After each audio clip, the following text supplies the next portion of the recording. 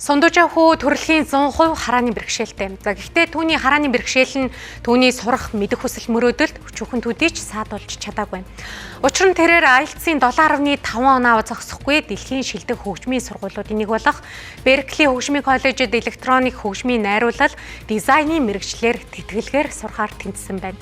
Ирэх намар тэрээр сургуультай явах гэж байгаа юм байна. Нанаас халуун ичээрээ намайга харилдаг ээжи. Сундуужаавын ертөнц бол хөгжим. Хөгжмийн нот бүрээр их шиг аялгау төгж байдаг тийм л ертөнцид тэр амьдардаг.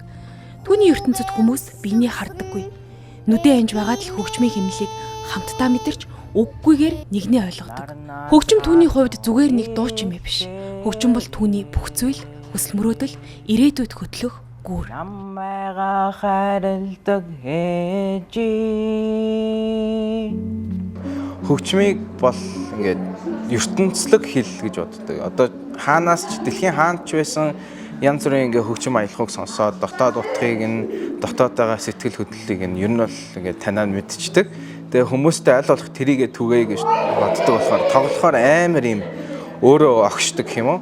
Тэгээд нэг тоглочих юм бол зогсоход амар хэцүү болдог тийм мэдрэмж төрчдөг. Нэг хөгжим дээр суухаараа хэдэн цаг суудаг шүү дээ. Ерөөсөө юу хийж байгааг мэддэггүй. Сундуужаавын багын мөрөөдөл IT хөгжмийн зохиолч болох байсан бол харин ээжийнх нь мөрөөдөл хүүгээ боловсралтай болгох байсан юм. Та хоёрын мөрөөдөл юу вэ?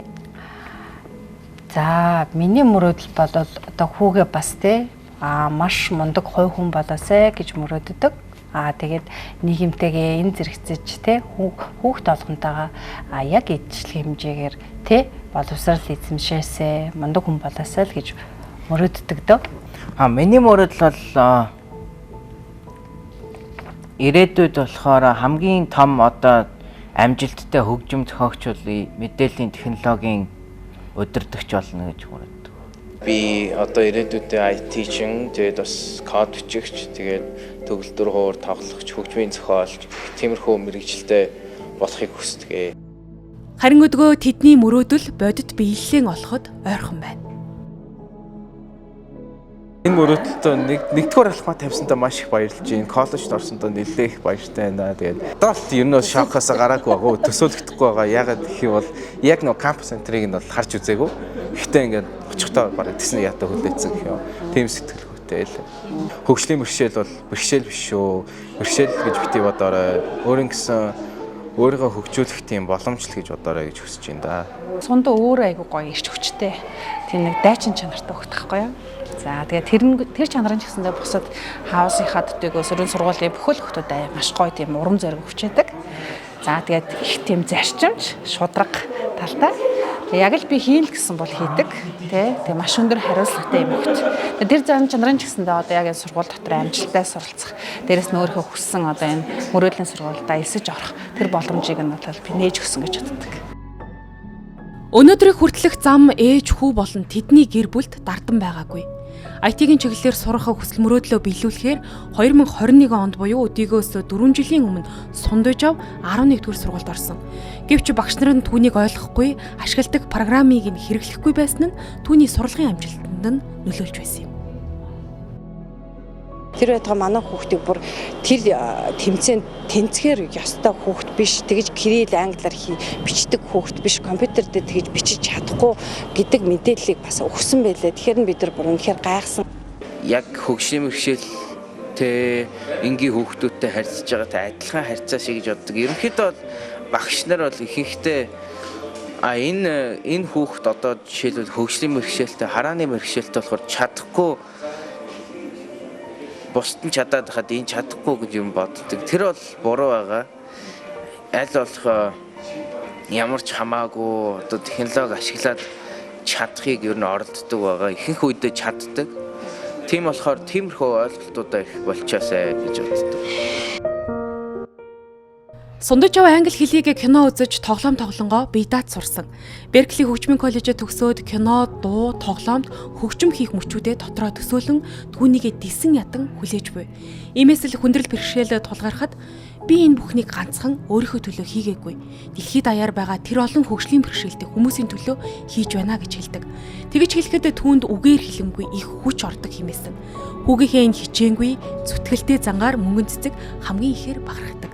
Хүн ирээдүйд олон амжилт гаргаж тэдгээр нь үргэлж бусдын төлөө байгаасай гэж хүсдэг байна. Та хоёр ямар үед хамгийн аз жаргалтай байдаг вэ? Хамтдаа ер нь хамтдаа байх та хамгийн их аз жаргал. Анх их чинь бол хүүгээ бэрхшээлтэй хүүхдийг мэдчихэд бол бас хэцүү байсан л та. Эхний 3 жил бол үнэхээр хэцүү байсан. Хүү маань те гэрэлгээгээ мэдгүй учраас нойргүй байдаг гэсэн, шүн унтах те өглөө сэрхээ ялгадаггүй байсан. Одоо унтах хэрэгтэй юм уу те. Ер нь бол их бэрхшээл бол их хэцүү байсан боловч ер нь бол хүн гэдэг ер нь бэрхшээлийн ард гарч ижил ер нь амьдрал утга учиртай болдсон байна гэдгийг их чинь мэдээд одоо тэрийгэ даван тулахаас өөр арга байхгүй. Хөө ер нь ямар нэгэн бэрхшээлийг давж л амьдралын тэ бэрхшээлийг давж л цаана гарна ухаас тойрч явахгүйгаас хойш тэгэл бүхэл зүйлдээ эвлэрээл Хүүгээ жоохон байхад би эхний одоо бараг 5 жил юм уу бас нэг юм хүүгээ дандаа нэг төөрчтэй гэж их зүүдэлдэг байсан. Тэгэхээр тэр зүүдэндээ айгүйх нөгөө ингээ цээж өгддөг байсан. Тэгээ нэг ингээ ээжгээ хайгаад энэ тэнд явж байгаа даа гэж тэр мэдрэмжийг 5 жил авч ирсэн. Тэгээ 5 жилийн дараа тэр мэдрэмж маань тэр зүүд маань хогт зүүдлэгтэй байсан. Тэгээ яагаад ингээд зүүдлэгтэй байж вэ гэдэг дараа нь ингээд бодоод тахад би хүүгээ яг тэр 5 жилийн дараа тэгээ хүүгээ амьдарч чадах юм байна. Тэг хүн шиг одоо тэг бас ингээд яг адилхан ингээд тэг хүн болж чадах юм байна гэдэг тийм итгэлийг аваад тэр зүүд маань алга болсон юм да гэж боддөө шүү дээ. Энэ хүүтэйгээ уулзраагүй болоод би бас амьдралыг шал ондоогоор төсөөлж шал ондоо бас ээж шал ондоо бүсгүй байх байсан баг. Тэгээд хүүгээ маш өөр ертөнцөөр тэг ингээд амьдруулсан даш их баярлж байгаа бас. Хүн болгон төгс хамгийн сайн байх албагүй. Зүгээр л бууж өгөхгүй байгаарэ гэх түүний үг үзэгч танд нэгийг хэлэх үзье.